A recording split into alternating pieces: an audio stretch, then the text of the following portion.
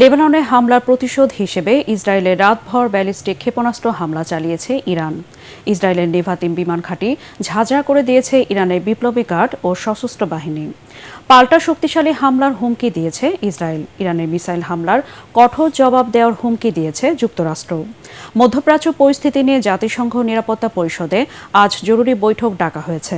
আরও জানাচ্ছেন শরীফুল ইসলাম।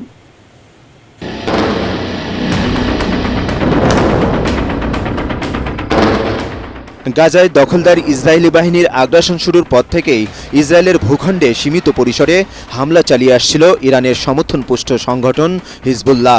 ইসরায়েলও পাল্টা জবাব দেয়। গেল 17 সেপ্টেম্বর থেকে লেবাননে আক্রমণ জোরদার করে ইসরায়েল। এর বদলা নিতে মঙ্গলবার রাত থেকে ইসরায়েলের ভূমিতে ব্যালিস্টিক মিসাইল হামলা শুরু করেছে ইরান। পশ্চিম তীর ও রামাল্লার আকাশ দিয়ে একের পর এক ক্ষেপণাস্ত্র গিয়ে পড়ে তেল আবিব ও জেরুজালেমের মাটিতে।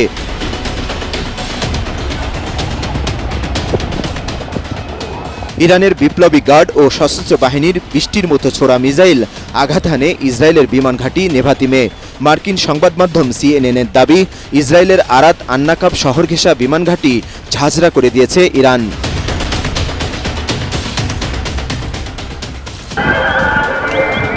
এ সময় গোটা এলাকায় সাইরেন বেজে ওঠে।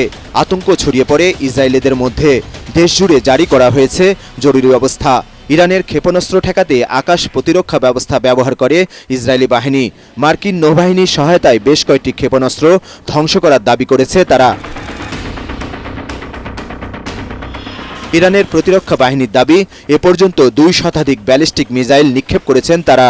প্রয়োজনে হামলা আরও জোরদার করার হুঁশিয়ারি দিয়েছে তেহরান।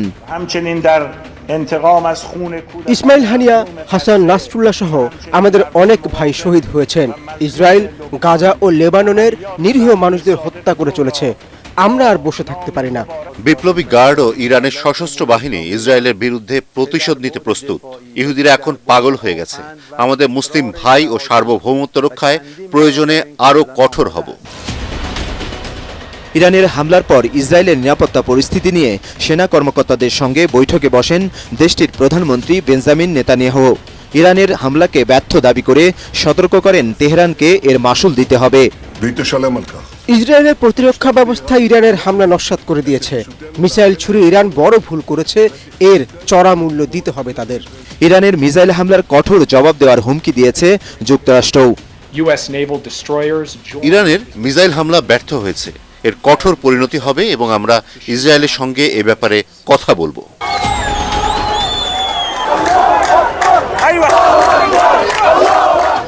ইসরায়েলে ইরানের মিসাইল হামলার ঘটনায় উল্লাসে ফেটে পড়েন ফিলিস্তিনের গাজা ও ইরাক সহ বিভিন্ন দেশের নাগরিকরা। বাগদাদের তাহরির স্কোয়ারে জড়ো হয়ে শত শত মানুষ আনন্দ মিছিল করেন। দখলদার ইসরায়েলকে উচিত শিক্ষা দিতে সমস্ত বিশ্বকে এগিয়ে আসার আহ্বান জানান তারা।